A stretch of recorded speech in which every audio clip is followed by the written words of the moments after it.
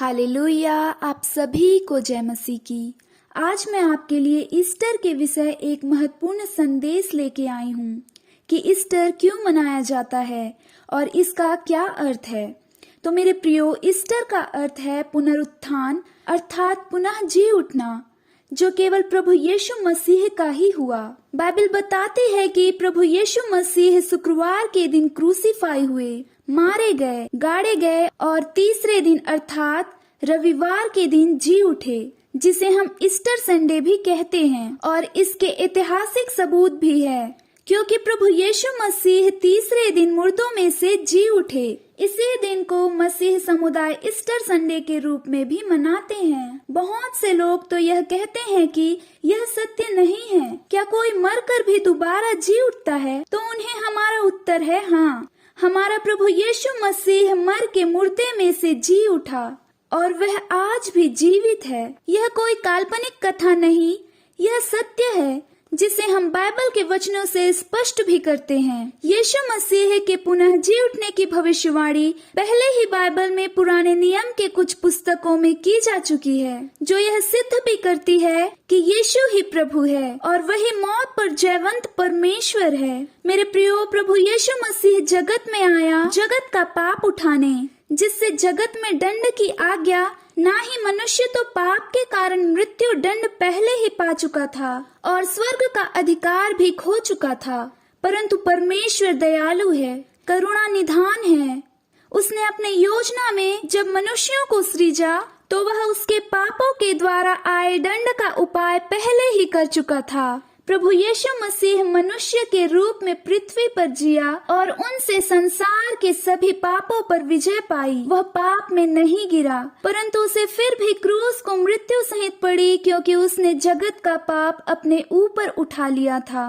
परंतु मेरे प्रियो, जो पवित्रताई में जीता है, वह जिसमें कोई पाप भी सिद्ध नहीं होता, वे फिर दूसरे मृत्यु अर्थात नरक के मृत्यु का दंड का भोगी नहीं होता। वे शारीरिक मृत्यु के पश्चात स्वर्गीय देह में जी उठता है, जैसे प्रभु यीशु मसीह जी उठे, क्योंकि उन पर दंड की प्रभुता नहीं रही, वरन मर्दों में से जी उठे महलोटे थे अर्थात प्रथम मनुष्य। और अब जो इस पर विश्वास करता है वह भी दंड का भोगी ना होगा, वरन वह भी शारीरिक मृत्यु के पश्चात स्वर्गीय देह में जी उठेगा अर्थात पुनरुत्थान की देह में।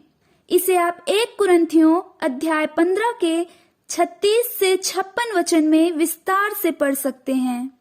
आज हमें यीशु मसीह के पुनरुत्थान के दिन अर्थात ईस्टर संडे के विषय में समझाना है।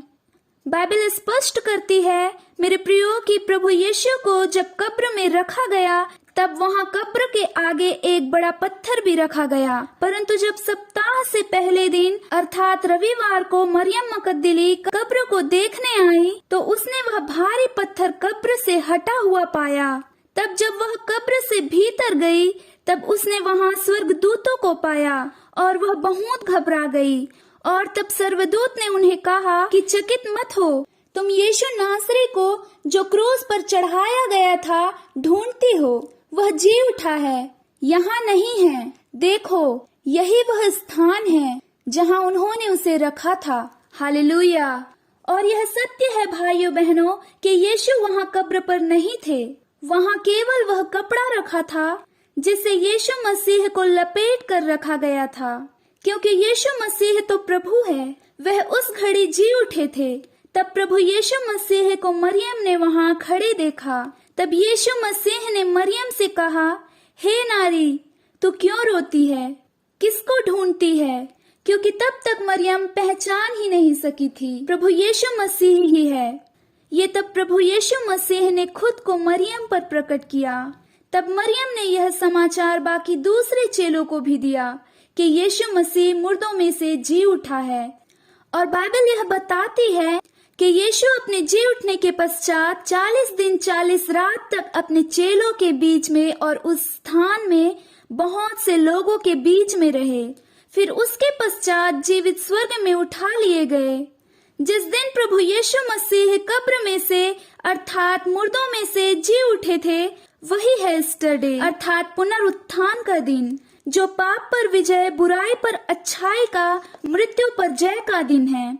जिसे आज हम विश्वासी जन बहुत ही आनंद के साथ मनाते हैं, क्योंकि इसी दिन हमारा प्रभु, राजाओं का राजा, प्रभुओं का प्रभु मृत्यु पर जीत हासिल कर जी उठा, जो अब हमें भी उस पर विश्वास करने वाले, उसके मार्गों पर चलने वाले हर मनुष्यों को भी मिलती है, अर्थात पुनरुत्थान। हम बाइबल में होशे की पुस्तक में इस वचन को पढ़ सकते हैं।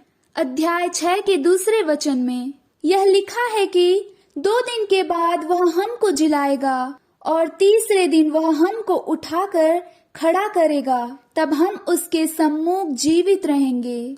तो मेरे प्रियो, यह वचन स्पष्ट करता है कि यीशु पर विश्वास करने वाले का भी यीशु के ही तरह पुनरुत्थान होगा।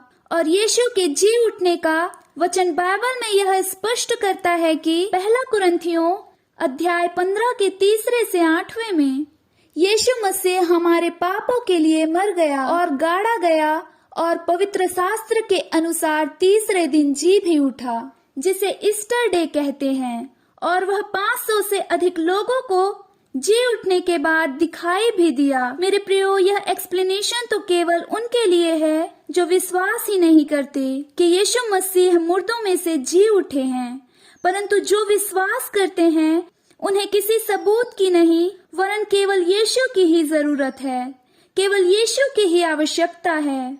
वे अपने विश्वास से यह मानते हैं कि मुर्दों में से जी उठा, और अब जो उस पर विश्वास करते हैं वह भी इसी प्रकार से जी उठेंगे। हालेलुया! यह सत्य है प्रियो कि जो पृथ्वी पर आया वह पापों के हाकिल शैतान के संसार में जी रहा है, और यह पाप से बचने के लिए प्रभु यीशु मसीह पर विश्वास कर उसके साथ चलने की आवश्यकता है, जिससे वह नरक की मृत्यु से बचकर स्वर्ग में प्रवेश कर पाए, क्योंकि केवल यीशु मसीह ने ही मृत्यु पर जय पाई है और किसी ने नहीं। और वचन कहता भी है कि हे मृत्यु, तेरी जय कहाँ रही? हे मृत्यु, तेरा डंक कहाँ रहा? जी हाँ, मृत्यु के डंक को यीशु ने अपने पैरों तले हरा दिया, और इसी तरह यीशु ने मृत्यु को हराया। और यीशु ने कहा भी है, पुनरुत्थान और जीवन मैं ही हूँ।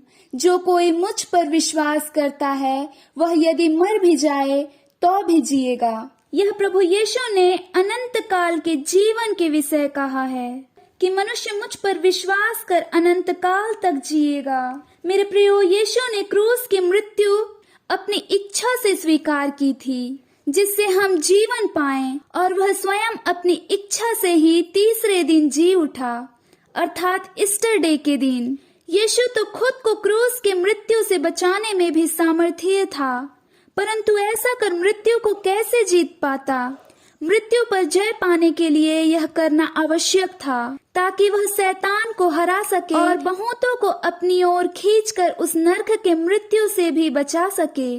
जैसा बाइबल दर्शाती है कि आदम में सब मरते हैं, वैसा ही मसीह में सब जिलाए जाएंगे, अर्थात आदम के कारण, पाप के कारण मृत्यु आई तथा यीशु के कारण जीवन आया।